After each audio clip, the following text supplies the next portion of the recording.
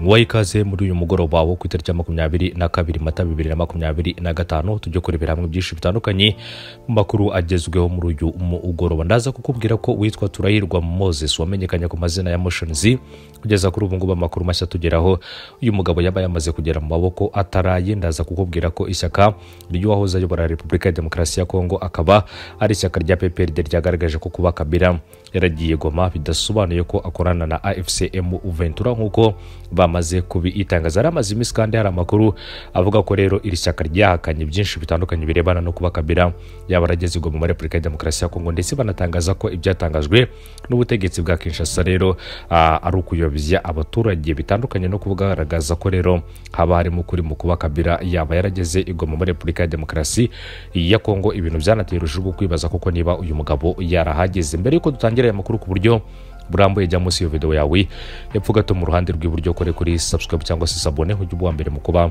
wabona inkuru zacu mu gihe tumaze kuzitegura ndetse no kuzitunganya mu buryo bugezweho gatanu kuri gatanu. Reka duhere mu gihugu cy'u Rwanda.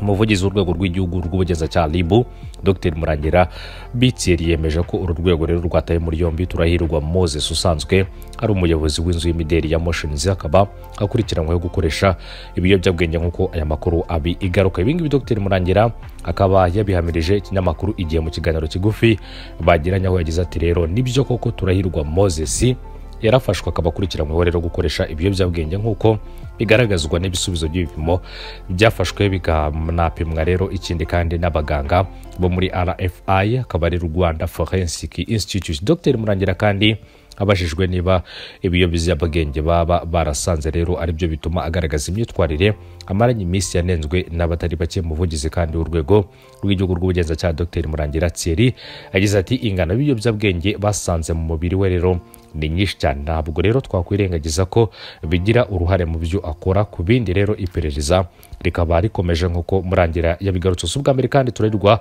akurikiranywe icyaha cyo gukoresha ibiyobyabwenge kuko muri 2023 yakurikiranyweho rero ibyaha bisa nk'ibi ngibi, gusa aza gufungurwa by'agateganyo n'urukiko rwisumbuye rwa Nyarugenge kubirebana n'uyu mugabo. Turahirwa Moses yatangiye kurikoroza ku mbuga nkoranyambaga rero mu minsi ishize, cyane cyane rero ubwo hasozwaga rero icyumweru cyo kwibuka. Mbere yaho h'umunsi umwe uyu mugabo akaba yaranditse amagambo ku rubuga rwa Instagram.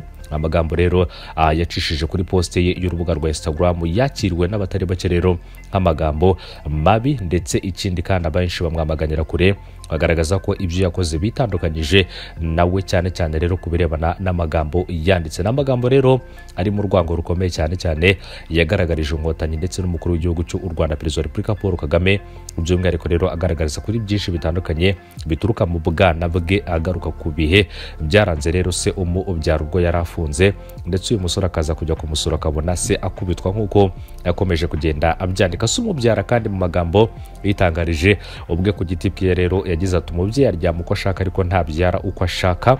Ni amagambo rero se yatangaje agaragaza kuri byinshi bitandukanye. Avuga ko rero Moses yarezwe n'ababyeyi be kandi bakamuha uburere bwose bushoboka nk'abandi bana bose.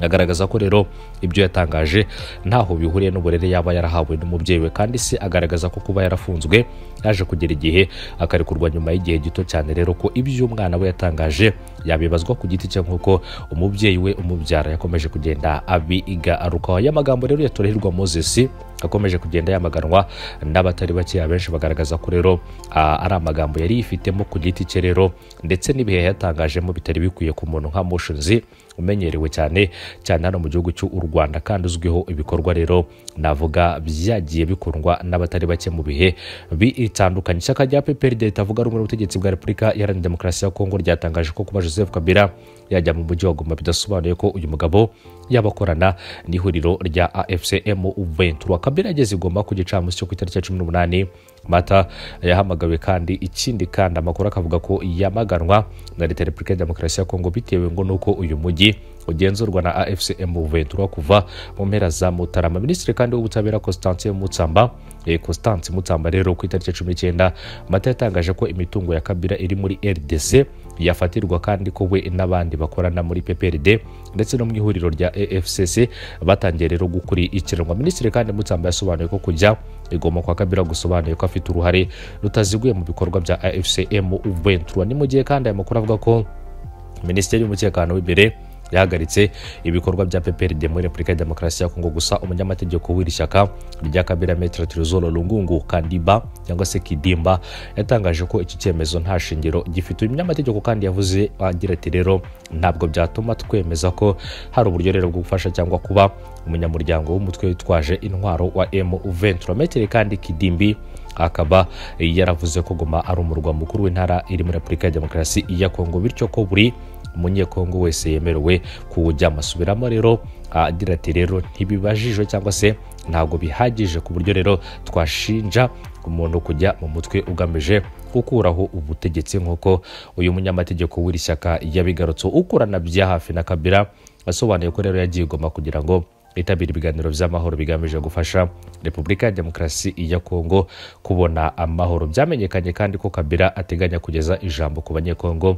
Byitezwe ko rero rizavamo igisubizo ku byibazwa rero niba koko yaba ari gukorana na AFC M23. Muri Werurwe kandi 2025 uyu munyapolitike yabwiye itangazamakuru ryo muri Afurika y'Epfo ko rero iyo abakorana na AFC M23 urugamba ruba rwarafashe indi ntera nk'uko byakomeje kugenda bitangazwa na Joseph Kabila rero cyane cyane kubirebana n'uyu mugabo. Ngira ngo rero nyuma yaho uyu cyangwa se iri shyaka rero ryagiye rigaragaza ko nta makuru ahamye Repubulika ya Demokarasi ya Kongo yabigaragaza ko uyu mugabo yaba ari Goma, bakaba bagarutse rero bagaragaza ko kuba yaba ari Goma nabyo ntacyo byaba bitwaye kandi ko kuba ariyo bitavuze ko yaba akorana n'umutwe wa AFC M23 nk'uko rero ishyaka rya Kabila ryakomeje kugenda ribi igaruka. Gusa rero kugeza magingo ya ntacyo Repubulika ya Demokarasi ya Kongo iragarukaho cyane cyane kubirebana n'ibi ngibi, ndetse n'umukuru w'igihugu cya Repubulika ya Demokarasi ya Kongo ntacyo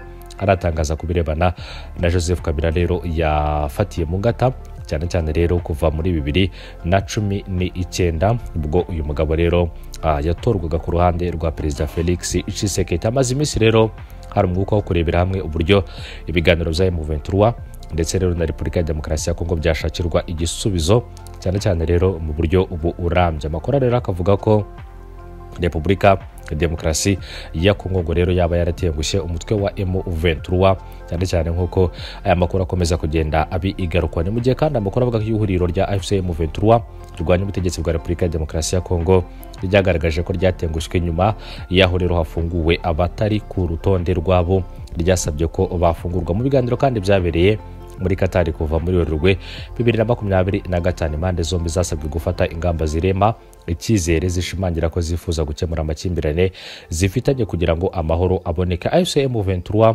yarabyubahirije rero mu ntangiriro za Mata ikura abarwanyi bayo mu mujyi wa Walikare no mu bice bihana imbibi. Cyakoze kandi yateguje ingabo za RDC ko nizongera kuyigabaho ibitero izongera kubifatira. Ihuriro kandi ribinyuje kuri Qatar ryasabye ko leta ya Repubulika ya Demokarasi ya Kongo nayo rero yarekura abantu barimo abanyepolitike n'abasirikare bafunzwe mu buryo bunyuranyije n'amategeko bashinzwe gukorana cyangwa se kuba abanyamuryango ba M23. Bivuga ko rero AFC M23 yahaye Qatar urutonde rw'abantu barenga 700 bafunzwe na Repubulika ya Demokarasi ya Kongo kugira ngo bafungurwe, ariko rero ngo nta numwe muri bo wafunguwe. Leta kandi ya RDC yagaragaje ko yafunguye abantu bagera kuri 5 barimo umudepite wo mu ntara ya Haut-Ottawa cyangwa se Haut-Yale. Gusa rero AFC M23 yagaragaje ko abo batari ku rutonde rwabo yasabye ko bafungurwa. Bafunguwe kandi n'abahoze bakorana n'uwahoze akorana rero cyangwa se n'uwahoze ari guverineri wa Haut-Yale, akaba rero ari na murumuna wa Corneille Nangaa uyobora AFC M23 Christophe rero